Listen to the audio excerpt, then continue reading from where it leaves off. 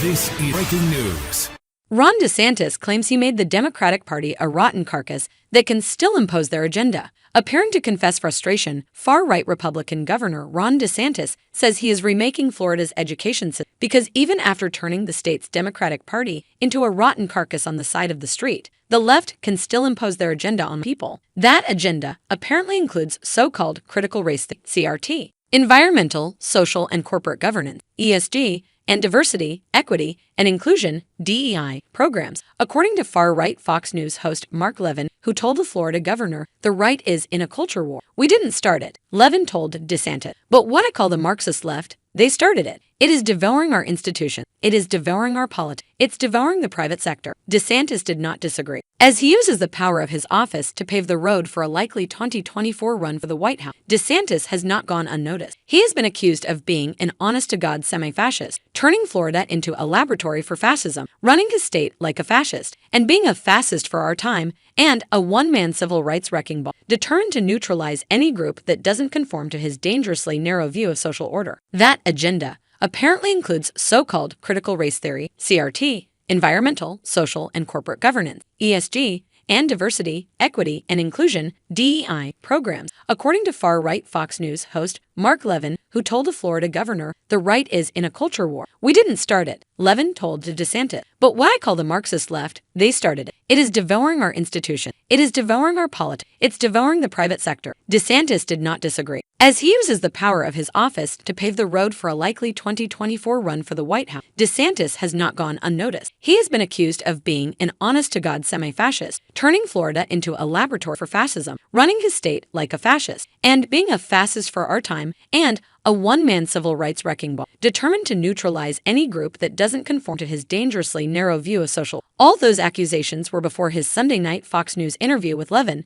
who warned that in the classroom, there is the sexualizing of little kids. Levin also said, Walt Disney has to be rolling in his grave right now with what's happened to Disneyland and Disney and these other events in the culture. Asked why he decided to take the lead in taking this on as far as governors, DeSantis bragged, "I got reelected November 2022. Largest vote than any Republican governor in Florida history has got. Largest vote margin any governor candidate's ever got. 1.5 million. I can win by 1.5 million votes. Make the Democratic Party in our state basically a rotten carcass on the side of the street. And yet, the left can still impose their agenda on my people if I'm not looking after fighting ESG and other woke companies and some of the stuff going on in the universities and the schools. And so I think I have an understanding that these fights are far broader than just one particular election. Yes, you do have to fight the woke in the halls of government and in the legislative chambers. And we have supermajorities as Republicans in Florida, so we will win all those fights. But you also have to be willing to defend your folks against this agenda being shoved down their throat from all these other institutions, where these people aren't necessarily coming up for election." DeSantis has infamously veered into pushing his supporters into local school board positions of power. So you talk about things with like the young kids and with Disney, and I see that not just through the eyes of a governor, but also through the eyes of a dad. DeSantis continued, "You know, we have a 6, a 4, and a 2-year-old at home,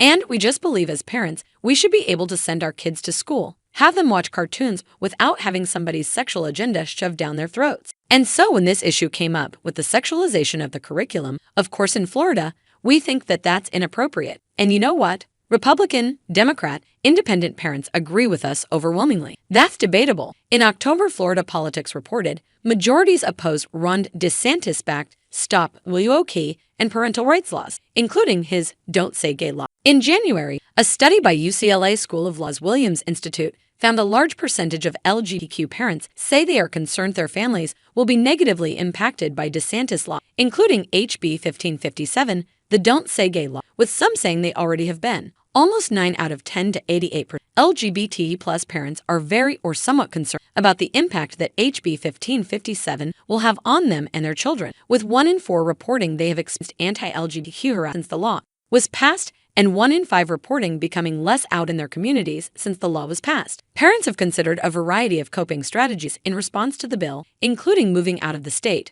56%, and moving their children to a different school, 11%. Over 16% of LGBT have already taken steps to move their families to another state.